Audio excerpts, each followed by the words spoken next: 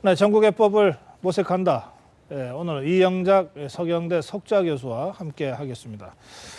예, 좀 전에 박대호 교수, 김능구 대표 이 두 분과 함께 야권 상황을 쭉 짚어봤는데요. 예, 야권 상황을 좀 마저 짚고 그리고 여권 상황을 좀 짚는 식으로 좀 순서를 잡아보겠습니다. 자, 이 교수님 어서 오세요. 예. 좀 전에 제가 마지막 질문을 그 야권 연대 가능성에 대해서 질문을 드렸는데 야권 연대에 없다. 뭐 가능성이 아주 없는 건 아니다. 뭐 되게 약간씩 좀 뉘앙스의 차이는 있는데 교수님 어떻게 전망하십니까? 아마 안철수 대표가 안 하려고 그러겠죠.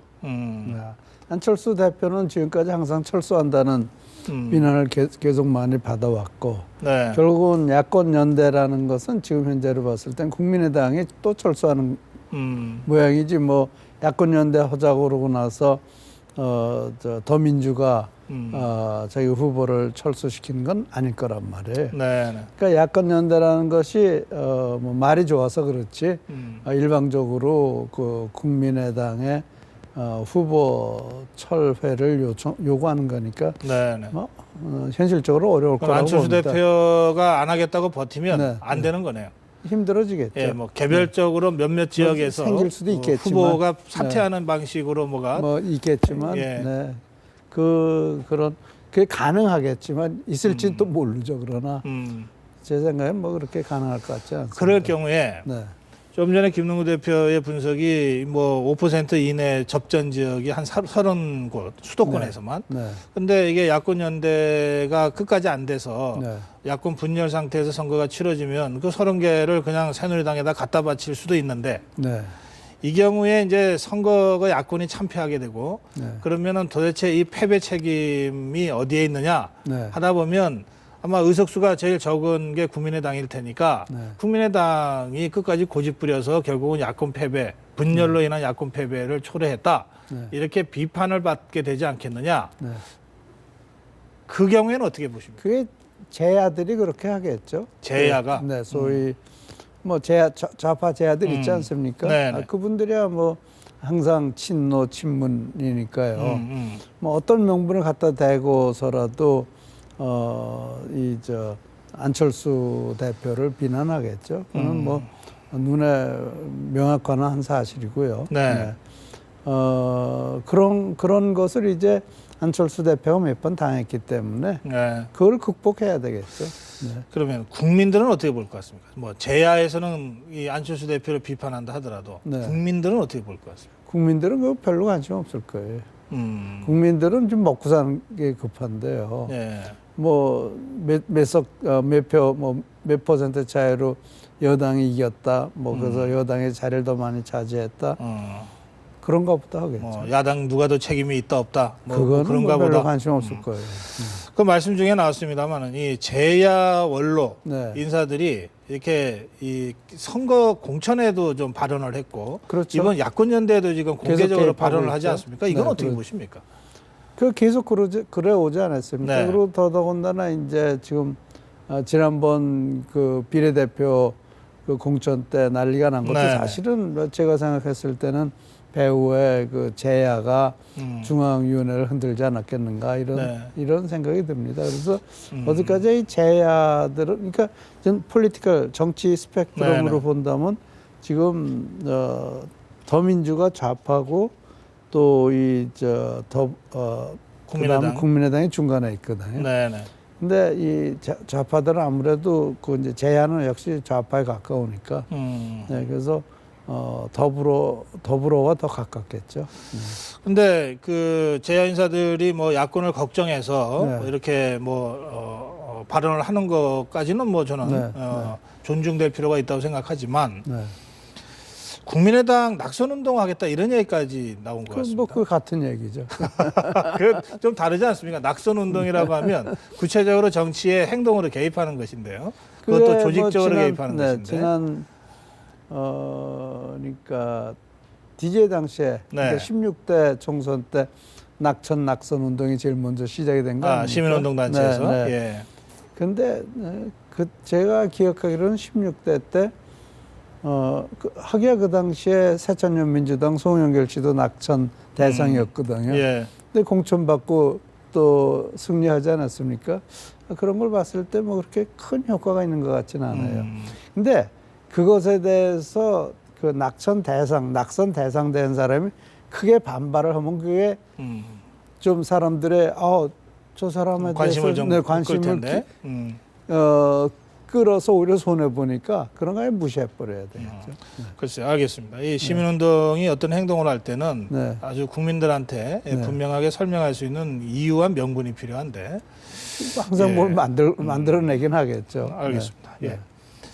지금 뭐 야권 연대는 안철수 대표가 버티면은 할 수 네. 없는 거다 현실적으로 그렇죠. 그런 네. 말씀하셨고요. 네. 또 뭐 국민들은 그로 인한 선거 패배에 책임론 공방이 선거 후에 벌어지더라도 네, 그건 별로 관심 안 가질 없고. 것이다. 그건 여기까지 뭐, 이제 네. 말씀하셨습니다. 네. 자, 이 더불어민주당 쪽에서 그 세종시 네. 이 국회를 세종시로 이전한다고 하는 네. 선거 공약집에 들어갔다가 네. 김종인 대표가 그걸 백지화했거든요. 네. 그 점은 어떻게 평가하십니까? 그게 하나는 뭐 현실적이지 못하다는 네. 것도 있겠지만 네. 사실 그 대전이나 그쪽에 가보면은 이게 세종시가 대전보다 더 커지고 있는 거 아니냐. 네, 그런 그 불만이 상당히 있어요. 네. 예, 그리고 지금 뭐 대전 같은 데만 하더라도 지금 뭐 인구도 줄기 시작했다. 그런데 세종은 계속 번창하고 있다. 네. 거기다 또 세종이냐. 이런 그 감정이 있을 수도 있을 겁니다. 네. 아마 그래서 그렇게 다 그 좋은 아이디어라고 얘기는 해봤지만 실질적으로 그 세종시 이외 지역에서의 반발을 고려했을 때 좋은 선택이 아닐 수도 있다라는 그런 의견이 반영됐을 수도 있겠죠. 별로 선거에 도움이 안 되는 공약이다. 그렇죠. 그래서 취소한 그렇죠. 거다. 그렇죠. 뭐 설명은 뭐 헌재 결정을 인용해서 설명했지만 어쨌건 간에 이건 정치적 계산으로 별로 도움이 안 되는 도움이 거다. 안 된다. 네. 이런 계산 그때 빨리 내린 것이다. 그렇죠. 그렇게 보시는군요. 알겠습니다. 저 호남 대통령도 얘기했습니다. 김종인 대표가 지금 뭐 연일 김종인 대표의 한마디가 다 뉴스가 되고 있는 상황이라 네. 스스로 대권 주자 반열에 올랐다 이런 평가까지 나오는데요. 어떻게 보십니까? 글쎄요, 그건 뭐 스스로 하는 말이고요. 지난번 뭐 중앙위에서 반발하니까 예. 비례대표 2번에서 14번으로 미끄러지잖아요. 그랬다가 2번으로 해준 게 문재인 대표 아닙니까? 네, 그러니까 그 문재인 대표가 해준 겁니까? 그건 누가 해줬어요? 아니 김종인 대표가 버텨서 한 거 아닌가요? 아마 그러면은 버텼으면 그냥 나가라고 그랬겠죠. 문재인 대표가 해준 그냥 거죠. 2번으로 갑시다. 네, 이렇게 해서 갑시다. 수습해 준 거다. 수습해 준 거로 보여요. 그럼 당 주인이 문재인 대표네요. 그건 뭐 모든 국민이 알고 있을 텐데. 그래요? 예. 그러니까 스스로 대권 주자 반열에 올랐다는 평가는 좀 과한 것이다. 과한 거고요. 예. 실질적으로 제가 쭉 그 몇 번의 대선을 걸쳐 보면 예. 지금 이맘때쯤은 그래도 인구의 회자가 돼야 돼요. 후보로서. 나 스스로 대권 후보가 아니고 네. 적어도 그래도 이렇게 여론조사상에서 이름이 나오는 사람이어야 돼요. 네. 지금 이름 안 나오면은 아무리 이름을 올려봐도 이름이 나타나질 않아요. 네, 김종인 대표가 아직 그 반열에 못 오른 걸로 알고 있습니다. 여론조사상에서 저분이 그래도 뭐 몇 퍼센트라도 받는 분이 되면 또 그런 얘기도 해볼 수가 있겠고. 네. 또 하나 재미있는 건 호남 분 중엔 거기 지금 그 반열에 오른 분이 한 분도 안 계시다는 것도 대단히 유감이죠. 예. 그건 정말 유감이에요. 그러네요. 예. 아무도 없잖아요 지금. 그러다 보니까 이제 호남을 대변하는 이런 표현 자체가 이제 스스로 내가 대권에 도전해 보겠다고 하는 이런 의지를 피력한 것으로 이제 해석이 되고 있는 상황인데 얘기를 해본 거지만 저는 뭐 그분이 그런 얘기하는 거 얼마든지 자유지만 그게 유권자들이 크게 그 말에는 신경을 안 쓸 거예요. 알겠어요. 그런데 호남에서 대권 주자가 한 명도 없다. 이거 왜 이렇게 된 겁니까? 지금까지 정치가 그랬죠. 정치가 물론 이제 16대 때 16대 대선이죠. 그 당시에 뭐 호남이 나가면 안 된다 뭐 이런 소리 했는데 그런 소리 했을 때 호남이 너무 조용했어요. 근데 그게 굉장히 잘못된 거예요. 그 당시에 DJ가 내가 이 영호남 이 지역 감정을 허물기 위해서는 영남 사람이 내 후계자가 돼야 된다. 그런 이유로 이제 노무현 씨가 그 노무현 대통령이라는 사람이 이제 노무현 대통령이 네. 탄생한 건데 네네. 그걸 거기도 실패를 했거든요. 음. 그것도 뭐 지역 감정 허물은 전혀 기여를 못했고요. 그러고 나서 이제 지난 2번 대선을 거치면서 네. 호남의 입장이 점점 더 어려워지고 있는 거란 말이에요. 네. 근데 호남에서 계속 불가리 해버리잖아요. 조금 뭐 좀 뭐 3선 넘으면 다 외지로 내보내고 뭐 공천 안 글쎄요. 주고 선거 때마다 선거 때마다 계속 물갈이 해야 된다 물갈이 그래서. 해버리잖아요. 그럼 당권을 가지고 있는 사람들이 누구예요? 그 공천권을 가지고 있는 사람들이 누구예요? 그 사람들은 다 친노였어요. 그러니까 친노 친문이 호남에서 뭐 될 만하면은 다 물갈이 해가지고 서울로 올려보내고 뭐 그러잖아요. 그래서 저는 호남의 대권 주자가 나오기 어려운 정치가 나오지 못하는 것도 그런 것도 있지 친노 패권주의의 영향이 있다. 있을 수 있다. 있을 그건 수 뭐 있다. 저 있다라고 얘기할 수 있는 사람 아무도 없는 거고요. 있을 수 있다. 있을 수 있다. 네. 예, 알겠습니다. 그 지금 이 김종인 대표도 바지 사장 안 하겠다고 공개적으로 막 얘기하고 있잖아요. 네. 그럼 뭔가 이게 문재인 대표하고 김종인 대표 사이에 네. 뭐 좀 껄끄러운 게 있는 거냐 이렇게들 이제 또 우리가 추정하지 않을 수가 없는데. 네. 그러니까 문재인 대표가 우리는 문제가 없다 또 이랬어요. 네. 진짜 문제 없으면 이런 말 할 필요도 없을 텐데 뭐 이런 생각도 들고 어떨 것 같습니까? 지금 현재 예. 총선 상황에선 당연한 말만 해야죠. 네, 그 당연한 말 두 중에 사람 다? 하나가 네, 우리는 문제 없다. 우리 문제 없다. 네, 그 당연한 이 총선이니까 선거에서 상대편을 부끄럽게 할 얘기는 할 이유가 없거든요. 네. 그런데 실질적으로 총선 끝나고 나서가 문제죠. 총선 그래서 끝난 다음에 끝나고. 어떻게 될 것 같습니까? 뭐 요새 무슨 뭐 덕컷이라는 더컷. 네, 덕컷. 그 사람들이 조용히 덕컷 있겠어요? 유세단? 네, 예. 덕컷 유세단이 가만히 있겠어요? 네, 아마 이게 지난 비례대표 때도 뭐 제가 생각했을 때는 문재인 대표가 뭐라고 해석한 건 아니지만 다 이심전심으로 다 움직인 걸 거고요. 아마 이번 총선 끝나고 나면은 비례대표 때와는 유가 다르게 또 반발이 있겠죠. 아하, 이제 그러니까 지금 이번에 그 비례대표 공천 과정을 통해서 김종인 대표가 부평초라는 것이 또 증명이 됐으니까. 예. 네, 그럼 못 견디고 그냥 담배 피고 그럴 거 아니에요. 그 더컷 유세단이 이게 아름다운 승복의 모습인 줄 알았더니 또 교수님이 보시기에는 네. 이게 총선 후에 그렇죠. 치열한 치열한 권력 그 사람들이- 투쟁의 전조다 이렇게 또 보시는군요. 그 사람들이 보통 사람들이 거기 보통 사람 하나도 없더라고요. 그래요. 네. 알겠습니다. 네. 이게 뭐 선거니까 서로 좋은 얘기 할 수밖에 없다. 네. 아까 그런 그런- 말씀하셨는데 새누리당 쪽도 비슷하죠. 뭐 엊그저께까지 무슨 도장 갖고서 뭐 그냥 이러더니 이제 뭐 이 공천자 대회에서 서로 손 맞잡고 어제는 어제다 이러고 있더라고요. 그렇죠. 형제간의 집안 싸움이 끝나고 나면은 바깥 싸움 하기 위해서 형제들끼리 뭉친다 이렇게 봐야 되겠죠. 그런데 네. 이 복당 얘기가 먼저 나와가지고 네. 뭐 무소속 다시 복당하려고 그래도 뭐 허락할 수 없다, 뭐 아니다, 네. 뭐 네. 이건 왜 이러는 거예요? 그건 당연한 얘기 아니에요, 서로. 그러니까 예를 들어서 지금 새누리당에서 탈당한 사람들이 네. 그 지역구에서 새누리당 지지표를 받으려면은 나 당선되면 좀 복당할 그리 가. 거다. 근데 또 거기에 출마한 사람들이 있으니까 새누리당으로 그 말도 안 돼. 그러니까 서로 당연한 얘기 하고 있는 거예요. 아 그래요. 그 대통령 사진 가지고도 논란이던데 네. 그건 어떻게 봐야 됩니까? 아니 나는 대통령한테 등 돌린 적 없어. 거기서 아니 대구에서 대통령한테 등 돌리고 당선될 사람이 어디 있어요? 그것도 당연한 거죠. 근데 보통은 네. 그 국회의원 사무실, 네. 지역구 사무실 경우에 네. 이게 당에서 이렇게 사진 찍은 거를 이렇게 일률적으로 나눠주거든요. 네. 그거는 뭐 여나 야나 마찬가지입니다. 네. 지금 네. 더불어민주당에 가면 다 김대중 대통령 사진, 노무현 대통령 사진 이렇게 당에서 이렇게 나눠주는 사진 걸어놓고 있잖아요. 네. 새누리당도 마찬가지예요. 네.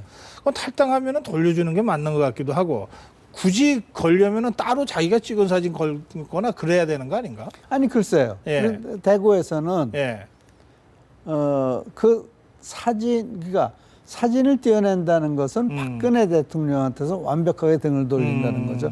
탈당을 했지만 나는 박근혜 대통령을 그렇죠. 떠난 건 아니다. 이렇게 거기서 그게 되겠어요. 적어도 대구 경북에서는 박근혜 대통령의 영향력이 여전히 압도적이죠. 그렇죠. 그러겠죠. 이제 그 현실 속에서 이러저런 얘기들이 그렇죠. 나오는 거죠. 그렇죠. 근데 어쨌든 논란을 하는 것 자체는 말이죠. 이게 좀 짜증스러워요. 그렇죠. 그러니까 네? 근데 또 아니, 국민들이 보기에 그거를 논란을 삼는 사람도 짜증스러운 거고요. 예. 네, 논란의 대상이 된 사람들도 피곤할 겁니다. 그러니까 이게 뭐 정치를 보면서 뭐 아주 기분 좋고 즐거울 수만은 없지만 네. 그래도 가끔은 좀 훈훈한 이야기도 좀 들려주고 했으면 근데 좋겠는데. 선거라는 건 치열한 거기 예, 때문에요. 이거 뭐 예. 선거라는 건 치열한 거기 때문에 훈훈할 수가 없어요. 그건 그렇죠. 치열해야 돼요. 당연히 치열한 거예요. 제가 저 너무 순진해서 예, 그런 기대를 하는 겁니까? 글쎄 그러신 것 같은데. 그러니까 참 알겠습니다. 그 지금 이제 이 새누리당 얘기까지 그 짧게 했습니다만은 네. 이 각 당이 이 선거 프레임을 지금 네. 만들어가고 있는 단계 아닙니까? 네, 이제 네. 공천이 끝났고 네. 이번 선거를 우리는 어떤 프레임에서 치르겠다. 네. 이 단계거든요. 네. 지금 새누리당은 야당 심판론이라는 프레임을 들고 나왔고요. 네. 더불어민주당은 경제 심판론. 네. 새누리당과 박근혜 정부의 경제 실정을 심판하는 경제 심판론. 네. 그다음에 국민의당은 양당 기득권 구조를 타파하겠다고 하는 양당 심판론을 네. 들고 나왔는데 네. 어느 쪽 프레임이 그래도 국민들한테 제일 잘 받아들여질 것 같습니까? 다 아니에요. 다 아니다. 다 아하. 아니에요. 국민들은 이 남을 평가하거나 또 폄하하거나 또 네거티브하거나 그거 굉장히 짜증내요. 어허. 싫어해요. 뭐 심판하겠다 그러는 건 그렇죠. 짜증난다. 굉장히 싫어해요. 네. 그래서 야당도 프레임을 잘못 잡은 게요. 뭐 보니까 문제는 경제다 뭐 네. 그런 얘기를 하는데 네. 그럼 문제는 경제다. 그럼 누가 잘 풀 거냐? 국민들은 다 여당이 잘 풀 거라고. 상대적으로. 그렇죠. 네. 그래서 이 야당이 문제는 경제다라고 할 거는 못 돼요. 그런가 하면 국민들한테 물어보면 누가 더 잘할 거냐. 김종인 대표가 경제 전문가라고 하는 이미지를 갖고 있으니까 그렇게 연관해서 그 슬로건 낸 거 아닙니까? 그렇게 이제 경제 민주화는 자기 전문가라고 그렇게 얘기를 하는데요. 그거는 맥혀 들어가지 않아요. 네, 그건 맥혀 들어가지 않고, 경제, 지금 현재 여당도 마찬가지예요. 야당 심판론도 지금 국민들한테 이 국회 누구 때문에 이렇게 됐느냐. 그러면은 책임은 여당이 더 크다고. 야당보다 여당이 더 크다. 그렇게 보고 있거든요. 그렇게 국민들은 보고 있다. 네, 네. 그러니까 건설적인 얘기를 해야 되고 희망을 보여주는 얘기를 하는데 지금 안보가 참 불안하지 않습니까? 네. 그리고 안보, 경제, 일자리, 그다음에 지역 일꾼론 이런 것들이 여당의 메시지가 돼야 되는 거고요. 야당의 메시지라는 것은 필요할 경우에 여당과 협조하면서 전국을 안정시키고 필요한 경우에 견제하겠다. CCBB 가리겠다. 네, 네. CCBB 가리지만 발목을 잡는 짓은 않겠다. 그게 협조와 견제란 말이에요. 아하, 예. 그런 메시지를 가지고 14대 때 DJ가 성공을 했거든요. 네, 그래서 저는 야당은 국민은 여당이 할 일이 있고 야당이 할 일이 있는 걸 갖다 네네. 구분해서 보고 있기 때문에 네. 메시지는 그 자기 역할에 따라서 그 적절한 메시지를 그러면 가져야 국민의당 쪽에서 국민의당은 구사하는 것은 호남. 호남. 네, 호남만 물고 늘어지면요. 음. 그게 지금 현재 성공을 할지 모르지만 만약에 호남 민심이 완전히 돌아가게 되면 서울도 연동이 되거든요. 네네. 네, 그래서 호남 하나만 가지고 해야 돼요. 그러니까 13대 총선에 DJ가 호남 하나 가지고 살아남은 거 아닙니까? 그래요. 13대 예, 대선에서 예. 그래서 2당 패배하고 됐죠. 예. 그 19%하고 제1야당이 됐어요. 맞습니다. 네, 그러니까 이번에 만약에 호남에서 그러니까 호남에서 뭐 한 20석 정도만 얻을 수 있다라면은 네. 그러면은 뭐 비례대표 합쳐서 비례대표 합쳐가지고 전체 한 26석, 28석까지도 바라볼 수 그렇습니다. 있고요. 예. 서울에서 한두 석 더 잡고요. 그러면은 이 국민의당으로서는 성공하는 거죠. 그러면 지금 3당이 교수님 말씀으로는 다 프레임을 잘못 잡고 있다는 뜻이네요. 그 선거 프레임은 잘못 잡고 있죠. 그러니까 그 각 당의 전문가들, 뭐 홍보 전문가, 전략가들이 뭐 즐비한데 네. 그 왜 그렇게 이 프레임을 잘못 잡고 있는 겁니까? 민심도 잘 못 읽으니까 프레임도 잘못 잡고 있을 텐데. 우선 잘못된 여론조사를 하고 있는 게 가장 큰 문제고요. 아하, 예. 그냥 뭐 여론조사는 한 번 많아야 두 번이면 되는 거고요. 그래서 선거 프레임을 잡고 네. 그리고 항상 내가 나한테 어울리는 말을 해야지 남이 하는 말 듣기 좋으니까 그건 내 말로 삼아서 되는 건 아니에요. 그러네요. 지금 예. 국민들은 복지보다는 뭐 오늘도 보니까 뭐 야당에서 5살까지 무상 네. 보육, 무상 시리스 이런 것도 하기 시작하는데 국민이 원하는 건 일자리예요. 일자리고 그거는 뭐 남녀노소 말할 거 없어요. 노인네들도 복지보다는 일자리라고 그러거든요. 알겠습니다. 예. 그 프레임을 그러니까 잘못 잡아가고 있는 거죠. 지금이라도 고쳐서 다시 잡으면은 먹힐까요? 근데 이미 늦었습니까? 그 정당의 성격상 그게 안 되더라고요. 네. 아무리 이 잘못 잡았다고 해줘도 안 들려요. 바로 그 잡는 말은. 거를 기대하기는 어렵다. 그 사람들은 딱 귀를 막고 있기 담당 때문에 타타는 열심히들 본다는데요. 보는 분들만 보겠죠. 예. 이걸 이제 이양작 교수의 조언이라면 예. 지금이라도 저 프레임 다시 고쳐라 이런 조언이신데 한번 생각해 보십시오. 예. 그 지금 이 시점에서 투표한다면 몇 석, 3당이 몇 석 정도 나올 것 같습니까? 3당이 몇 석인지는 모르겠지만요. 예. 13대부터 19대까지의 좌파 우파로만 나눠봤을 때 예. 우파가 평균 59%를 차지했습니다. 7번에 걸쳐서. 그러면은 그러면- 새누리당이 과반은 하나요? 177석이죠. 아하. 그대로 한다면은. 예. 예. 그러면 123석 가지고 이제 야당이 나눠 먹는데 잘못하다가는 더민주가 100석 미만으로 떨어질 수도 있겠죠. 조금 전에 호남만 제대로 네. 네. 잘 공략해도 네, 국민의당이 비례대표 합쳐서 국민의당이 26에서 8까지 까지만- 가능하다고 지금 분석하셨으니까 네, 네. 또 국민의당이 그 정도 가져가면 네. 더불어민주당이 100석 이하로 떨어질 수 있다. 떨어질 수도 있겠죠. 그러면 김정인 대표는 이제 대표 물러나고 비례대표도 그만둬야 되네. 그렇죠. 그렇게- 김정인 대표가 사력을 다하지 않을 수 없는 그러니까 제가 상황이네요. 말씀드리는 예. 거는 지금부터 대선, 예. 총선까지 어떤 아주 급격한 네, 이변이 물론이죠. 없다면은 그렇게 되지 않겠나. 이렇게. 알겠습니다. 그러니까 역사가 있으니까 그 역사가 예. 그랬다는 얘기죠. 예, 오늘 여기서 마무리해야 되겠습니다. 고맙습니다. 네. 예.